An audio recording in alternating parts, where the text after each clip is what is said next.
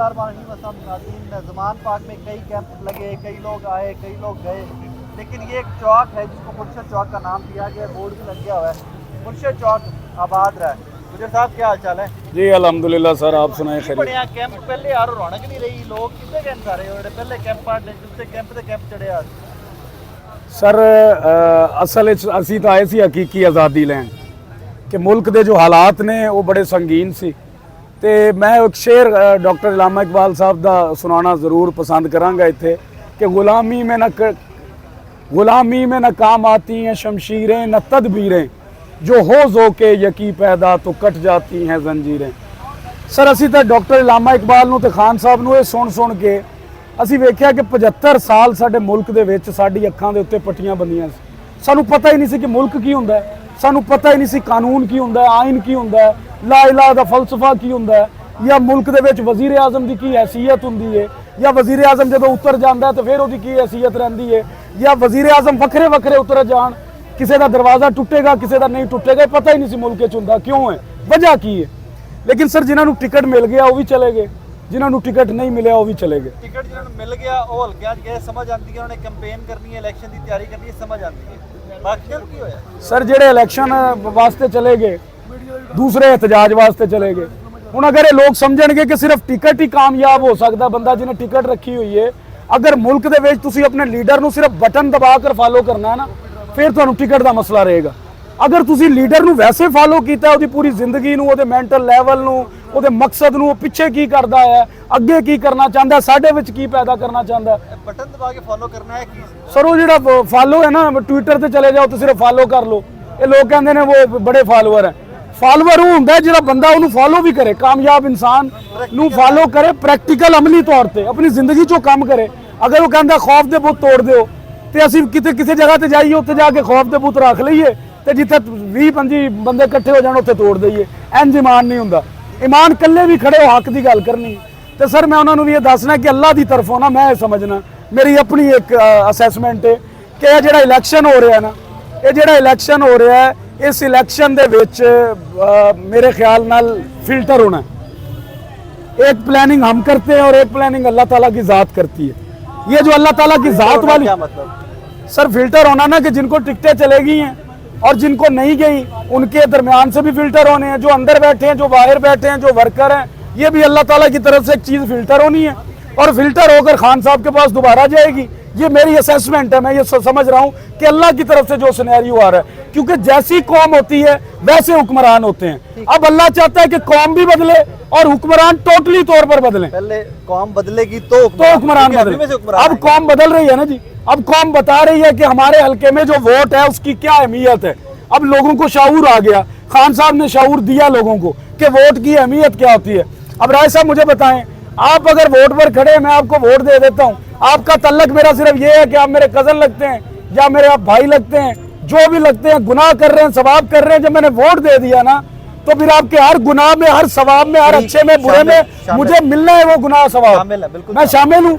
तो फिर मैं कैसे एक बुरे शख्स को, जिसको मैं देखता आ रहा हूँ कि यार ये शख्स तो अच्छा है ही नहीं, इसने करप्शन भी नहीं छोड़ी, इसने थानों में भी आज तक कोई इंसाफ पैदा नहीं किया, इसने किसी बुजुर्ग को इज्जत दिलाने का कोई कानून पैदा नहीं किया, इसने दीन की कोई बात नहीं की, इसने नबी की किसी बात पर आज तक अमल नहीं किया, तो ये कैसे वानों में जाके हमारी लड़ाई लड़ेगा और कैसे हकीकी आज़ादी मिल जाएगी। तो ये सब चीज़ें किसने सोचनी है। मुझे आपसे, मैं आम वर्कर्स की तरह बात नहीं करता, आपसे मैं पढ़ी लिखी या थोड़ी सी आम वर्कर से जो बात डिस्कस नहीं की जा सकती वो भी डिस्कस करता हूँ। हमने एक नैरेटिव जिसका मैं बड़ा शदाई हूँ, मुझे बड़ा अच्छा लगता है खान साहब का वो नैरेटिव कि जी अपने डिसीजन खुद से करेंगे, अमेरिका नहीं करवा सकता हमसे डिसीजन, रशिया हमसे डिसीजन नहीं करवा सकता, दोस्ती रखेंगे। हमें ये नैरेटिव या बयानिया बहुत अच्छा लगता है, मेरे जैसे लोगों को तो बहुत अच्छा लगता है यार, हमें इंडिपेंडेंट होना चाहिए, आज़ाद होना चाहिए। लेकिन एट द सेम टाइम हम कोई अमेरिकन कांग्रेसमैन स्टेटमेंट दे देता है पाकिस्तान में डेमोक्रेसी होनी चाहिए, पूरी तरीके से आप उस स्टेटमेंट को उठा लेते हैं। एक यो जी कि अगर तुझे आज़ादी चाहिए तो फिर वो कौन होते हैं हमारी सियासत के अंदर स्टेटमेंट देने वाले भाई? सर मैं बताता हूँ, खान साहब ने आज तक ना, मैं लीडरशिप में ये बंदों को ढूंढ रहा हूँ कि जो खान साहब एक तकरीर करते हैं ना, उस खान साहब की उस तकरीर की करने के बाद एक लीडर ऐसा हो जो उसको ब्रीफ करे कि खान साहब ने कहा क्या, आपको उसके पास टाइम हो, उर्दू खुले लफ्जां चो दसे कि तुहानू समझाना की चाह रहा भाई, وہ یہ گل کر رہے کس واسطے کر رہے ہیں؟ اگر اللہ اور رسول کے بعد آپ کسی کے غلام نہیں، اگر ایاک نعبد و ایاک نستعین پڑھنے کا مطلب یہ ہے کہ اللہ تیری عبادت کرتے ہیں، تجھی سے مدد مانگتے ہیں، تو پھر مدد ہر روپ میں، ہر چیز کے لیے، ہر کامیابی کے لیے مدد اس کی درکار ہوگی، کسی اور طاقت کی مدد درکار نہیں ہو سکتی۔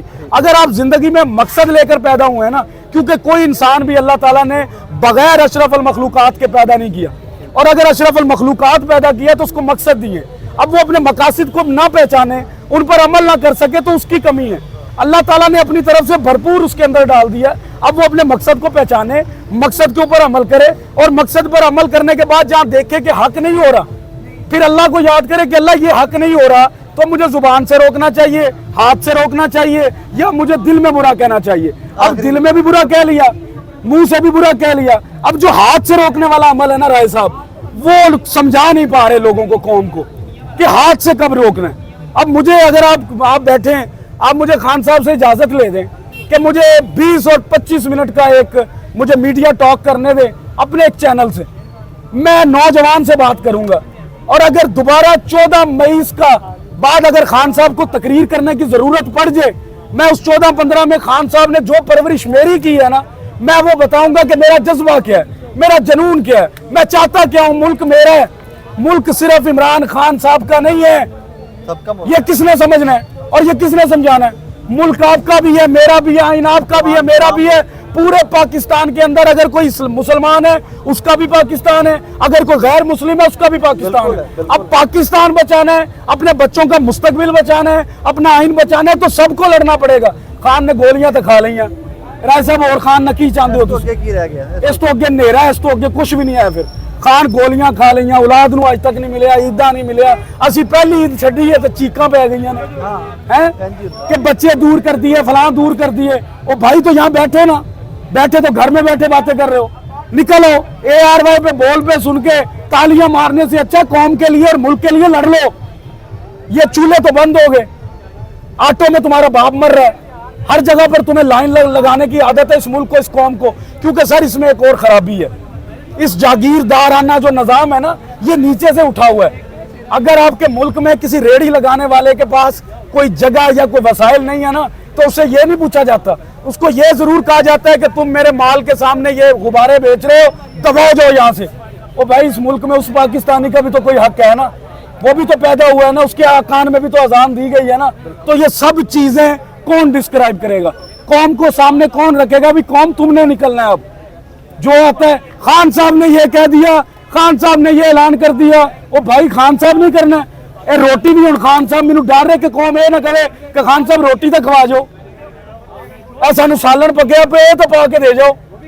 او بھائی اللہ پر ایمان اس نے آپ کے اندر پختہ کر دیا، آپ کو آزاد کر دیا، آپ کو ڈر نہیں لگتا۔ اب آپ جرنیل کو بھی پکڑتے ہو، آپ IG کو بھی پکڑتے ہو، 14 جماعتوں کے سربراہ کو بھی پکڑتے ہو۔ کیوں پکڑتے ہو پتہ ہے؟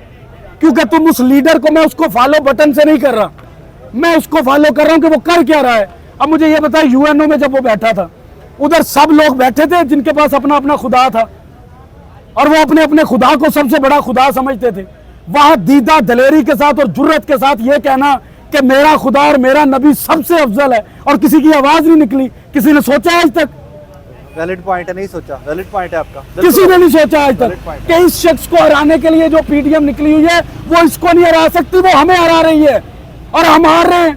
دن بہ دن وہ کام کر رہی ہے، رائٹ ہینڈ سے وہ مذاکرات کرتی ہے، لیفٹ ہینڈ سے پرویز الہی کے گھر چلے جاتی ہے، قوم خاموش ہے۔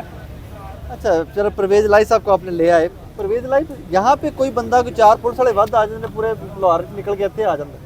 پرویز الہی آپ لوگوں کی پارٹی کا پریزیڈنٹ ہے، ادھر بندے کو نہیں کیا یار پوری رات اس کا گھر توڑتے رہے پولیس والے؟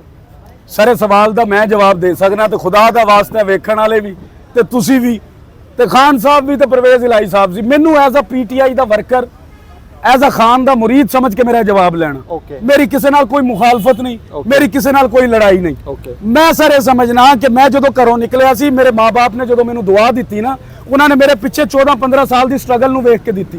انہیں ویکھیا میرا باپ ایک بڑا انقلابی آدمی ہے، اگر میں اودی اولاد ہے نا تو میرا باپ بھی کسی مقام تے رہا ہوئے گا۔ بے نظیر بھٹو میرے والد نو اپنا بھائی کہندے ہوندے سی، لیا دے وچ میرے والد صاحب سیاست کردے سی۔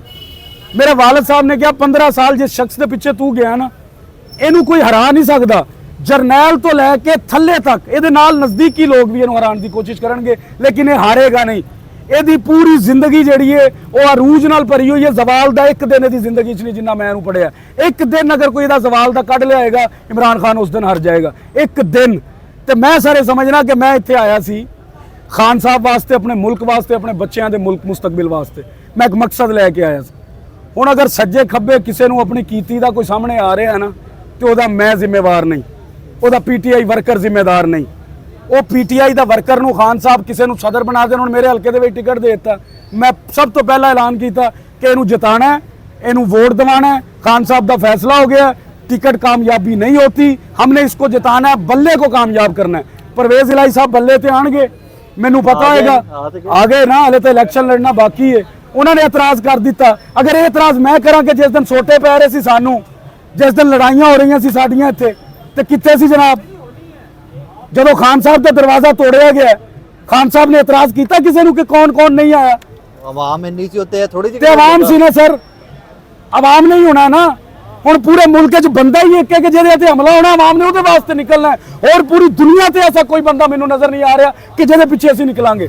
साडियां जानां बहुत कीमती ने सर। परवेज इलाही खान साहब के पिछे निकल रहे हैं। जो हुकूमत बन जाएगी ना सर, मैनूं डर लगदा, मैं डरना, मैनूं डर ये लगदा है कि कौम हले तीसरे अमल ते नहीं पहुंची। दूसरा 2018 तो पहला ਜਿਹੜਾ ਯਾਰਾਂ ਦੇ ਨਾਲ ਖਾਨ ਸਾਹਿਬ ਹੱਥ ਮਿਲਾਉਂਦੇ ਸੀ ਨਾ ਤੇ ਟਿਕਟੋਕਾਂ ਤੇ ਮਸ਼ਹੂਰ ਹੋ ਜਾਂਦੇ ਸੀ। ਜਿਹੜੀ ਦੋਸਤੀਆਂ ਲੋਕ ਕਹਿੰਦੇ ਸੀ, ਹੋਣ ਤੇ ਮਿਸਾਲ ਉਸ ਦੋਸਤੀ ਨੂੰ ਦਿੰਦੇ ਸੀ। ਅਗਰ ਉਹ ਦੋਸਤੀ ਦਾ ਜ਼ਮੀਰ ਵੇਖ ਗਿਆ ਨਾ, ਅਗਰ ਉਸ ਦੋਸਤੀ ਦਾ, ਉਸ ਏਡੀ ਵੱਡੀ ਦੋਸਤੀ ਦਾ ਅਗਰ ਉਹ ਵੇਖ ਗਏ ਨਾ, ਤੇ ਬਾਕੀ ਤਾਂ ਮੈਨੂੰ ਹੁਣ ਡਰ ਲੱਗਦਾ। ਅੱਜ ਕੀ ਹੋਏਗਾ, ਹਕੀਕੀ ਆਜ਼ਾਦੀ ਕਿਵੇਂ ਮਿਲੇਗੀ ਸਰ? ਜਦੋਂ ਤੱਕ ਤੁਹਾਡਾ ਮਿਡਲ ਕਲਾਸ ਤਬਕਾ ਇਵਾਨਾ ਤੱਕ ਨਹੀਂ ਪਹੁੰਚੇਗਾ, ਜਿਹਦਾ ਸ਼ੁਮਾਰ 70% ਲੋਕਾਂ 'ਚ ਹੈ ਪਾਕਿਸਤਾਨ ਵਿੱਚ, ਜਿਹਨੇ ਪਹਿਲੀ ਇੱਟ ਲਾਈ ਸੀ ਇਸ ਮੁਲਕ ਪਾਕਿਸਤਾਨ ਦੀ। ਕਾਇਦੇ ਆਜ਼ਮ ਮੁਹੰਮਦ ਅਲੀ ਜਿਨਾਹ ਤੋਂ ਲੈ ਕੇ ਅੱਜ ਤੱਕ ਜ਼ਿੱਲੇ ਸ਼ਾਹ ਮਰ ਰਿਹਾ, ਅੱਜ ਤੱਕ ਜ਼ਿੱਲੇ ਸ਼ਾਹ ਮਰ ਰਿਹਾ, ਅੱਗੇ ਵੀ ਜ਼ਿੱਲੇ ਸ਼ਾਹ ਮਰਨਾ ਜੇ ਅਗਰ ਅਸੀਂ ਇਹ ਆਵਾਜ਼ ਨਾ ਉਠਾਈ। ਮੇਰੇ ਅੱਬਾ ਜੀ ਨੇ ਮੈਨੂੰ ਕਿਹਾ, ਕਹਿੰਦੇ ਯਾਰ ਖਾਨ ਸਾਹਿਬ ਬੜੇ ਲੀਡਰ ਨੇ, ਮੈਂ ਜ਼ਿੰਦਗੀ 'ਚ ਅਗਰ ਭੁੱਟੋ ਨੂੰ ਛੱਡਿਆ ਤੇ ਮੈਂ ਇਹਨੂੰ ਫੜਿਆ। ਮੇਰੀ 86 ਸਾਲ ਉਮਰ ਹੈ, ਆਰਮੀ ਨਾਲ ਉਹਨਾਂ ਦਾ ਤਲਕ ਰਿਹਾ। ਉਹਨਾਂ ਨੇ ਕਿਹਾ 150 ਮੀਟਰ ਤੇ ਮੁਰਸ਼ਦ ਚੌਕ ਹੈ ਗੇਟ ਤੋਂ। ਇਹ ਕੀ ਡਿਸਪਲਿਨ ਹੈ ਥੱਲੇ ਟੀਮ ਦਾ ਕਿ ਮੁਰਸ਼ਦ ਚੌਕ ਤੱਕ ਇਹਨਾਂ ਦੀ ਨਿਗਾਹ ਨਹੀਂ ਪੈ ਰਹੀ ਤੇ ਪੂਰੇ ਪਾਕਿਸਤਾਨ 'ਚ ਨਿਗਾਹ ਕਿਵੇਂ ਫੇਰਨਗੇ ਕਿ ਮਿਡਲ ਕਲਾਸ ਤਬਕੇ ਨਾਲ ਕੀ ਹੋ ਰਿਹਾ? ਇੱਕ ਮੁਰਸ਼ਦ ਚੌਕ 'ਚ ਤੂੰ ਬੇਪੁੱਤਰ ਆ ਜਾ। ਮੈਂ ਕਿਹਾ ਅੱਬਾ ਜੀ ਹੁਣ ਮੈਂ ਤੁਸੀਂ ਕਰ ਲਈ, ਤੁਸੀਂ ਆਪਣੀ ਮਰਜ਼ੀ ਕੀਤੀ। ਮਾਜ਼ਰਤ ਨਾਲ ਇਹਤਰਾਮ ਦੇ ਦਾਇਰੇ 'ਚ ਰਹਿੰਦੇ ਹੋਏ ਮੈਂ ਤੁਹਾਨੂੰ ਇਹ ਕਹਾਂਗਾ ਕਿ ਇਹ ਲੜਾਈ ਅਗਰ ਤੁਸੀਂ ਭੁੱਟੋ ਨਾਲ ਰਲ ਕੇ ਮੇਰੇ ਵਾਸਤੇ ਲੜੀ ਹੁੰਦੀ ਨਾ, ਤੇ ਅੱਜ ਮੈਂ ਇੱਥੇ ਨਾ ਬੈਠਾ ਹੁੰਦਾ। ਹੁਣ ਮੈਂ ਚਾਹਨਾ ਕਿ ਮੇਰੀ ਔਲਾਦ ਕੱਲ ਨੂੰ ਕਿਤੇ ਇੱਥੇ 3 ਮਹੀਨੇ ਨਾ ਬਵੇ। ਅਗਰ ਵਾਕਈ ਨਜ਼ਰਿਆਤ ਤੇ ਹੋਏਗੀ ਤੇ ਉਹ ਕਿਸੇ ਲੀਡਰ ਦੇ ਨਾਲ ਅੰਦਰ ਹੋਏਗੀ ਤੇ ਉਹਨੂੰ ਮਜ਼ਾ ਆਏਗਾ ਕਿ ਲੋ ਪਾਕਿਸਤਾਨ ਦੀ ਮਿਡਲ ਕਲਾਸ। ਤੇ ਮੈਂ ਤਾਰੀਖ ਕੀ ਬਦਲਣਾ ਚਾਹਨਾ ਸਰ, ਮੇਰੇ ਝੰਗ ਦੇ ਕਮਾਂਡਰ ਸੋਇਬ ਫਾਰੂਕ ਸਾਹਿਬ ਨੇ, ਉਹ ਖਾਨ ਸਾਹਿਬ ਦੀ ਪਾਲਿਸੀਜ਼ ਦੇ ਵਿੱਚ ਬੜਾ ਅਰਸਾ ਪਹਿਲਾਂ ਰਹੇ ਨੇ। ਮੈਨੂੰ ਉਹਨਾਂ ਨੇ ਬੁਲਾਇਆ ਆਪਣੇ ਕੋਲ ਇਲੈਕਸ਼ਨ 'ਚ ਬਿਠਾਉਣ ਵਾਸਤੇ ਕਿ ਤੂੰ ਬੇਟਾ ਇਲੈਕਸ਼ਨ ਦੇ ਅਨਾਉਂਸਮੈਂਟ ਕਰਤੀ, ਨਾ ਤੇਰੇ ਕੋਲ ਪੈਸਾ, ਨਾ ਤੇਰੇ ਕੋਲ ਪਰਾਡੋ, ਨਾ ਤੇਰੇ ਕੋਲ ਫਲਾਣਾ। ਹੁਣ ਮੈਨੂੰ ਪਤਾ ਜਦੋਂ ਮੈਂ ਗਿਆ ਨਾ ਕਿ ਕਮਾਂਡਰ ਸਾਹਿਬ ਮੇਰੇ ਉਸਤਾਦ ਵੀ ਨੇ ਤੇ ਕਈ ਉਹਨਾਂ ਦਾ ਇੱਕ ਉਸਤਾਦ ਘਰਾਨਾ ਹੈ, ਉਹਨਾਂ ਦੇ ਵਾਲਦ ਤੋਂ ਲੈ ਕੇ ਉਹਨਾਂ तक। कमांडर साहब मैंने कहते कि बेटा आपसे एक बात करना चाहता हूँ। मैं कि कमांडर साहब आपकी बात से पहले मैं एक बात करना चाहता हूँ। उसके बाद आप मेरे उस्ताद भी हैं, आप मेरे रूहानी बाप भी हैं, जो ऑर्डर करेंगे। मैंने अगर अपनी बाप की भी नहीं ना मानी, मैं उस्ताद की चले मान लूंगा, मेरे बाप को नहीं समझ आई, आप मुझे बताएं। कहते जी क्या? मैं क्या जी इलेक्शन लड़ना एक डाक है, खान नू डाक देनी है। तो तारीख बदलने के लिए, अगर तारीख बदलने के लिए कोई शख्स आएगा तो कमांडर साहब आपकी किसी किताब में आज तक आया कि उसने पैसे के जोर पे तारीख बदली है या किसी पराडो के सर पे जोर तारीख बदली है? मैंने कहा जी मैं तारीख बदलूंगा और अल्लाह ने सबब पैदा किया, मैंने मुर्शद चौक दिता है। ਹੁਣ ਆਖਰ ਵਿੱਚ ਜਦੋਂ ਵੀ ਤੁਹਾਡਾ ਇੱਕ ਬੰਦਾ ਗੱਲ ਕਰੇ ਨਾ, ਕਸੂਰ ਦੀ ਇੱਕ ਮਿਸਾਲ ਦੇ ਆ ਜੇ। ਕਸੂਰ ਤੋਂ ਇੱਕ ਤਹਿਸੀਲ ਨਾਜ਼ਮ ਹੋਇਆ ਸੀ, ਉਹਨੇ ਸਾਈਕਲ ਤੇ ਇਲੈਕਸ਼ਨ ਲੜਿਆ ਸੀ। सर मेरे को चंग मिसाल है, ਸਾਈਕਲ ਤੇ ਇਲੈਕਸ਼ਨ ਲੜਿਆ ਸੀ ਔਰ ਜਿੱਤ ਗਿਆ ਸੀ। सर चंग दे मिसाल है राय साहब, रियाज अशमत जंजुआ। ਤੁਸੀਂ ਪੰਜਾਬ ਅਸੈਂਬਲੀ ਚਲੇ ਜਾਣਾ, ਅੱਜ ਵੀ ਉਹਦੀ ਤਸਵੀਰ ਲੱਗੀ ਹੈ। ਮੁਕਰਰ ਆਦਮੀ ਸੀ। ਜ਼ਿਲ੍ਹਾ ਚੰਗ ਵਿੱਚ ਨਾ ਆਪਣਾ ਸਾਈਕਲ, ਨਾ ਆਪਣਾ ਡੇਰਾ, और जिला चंग दे जागीरदारां नूं हरा के ते ओह ऐवाना तक पहुंचिया ते उन्हें आवाज़ पहुंचाई। एक्सेप्शंस मिलती हैं, सियासत कबूलियत का नाम है। अगर आवाम आपको कबूल करते हैं, आपके नरेटिव, आपके बयानिए, आपकी शख्सियत और आपके लीडर के बयानिए के साथ चलते हैं, तो प्रेडो की ज़रूरत नहीं है, V8 की ज़रूरत नहीं है, पैसों की ज़रूरत नहीं है। अपना बहुत सारा ख्याल।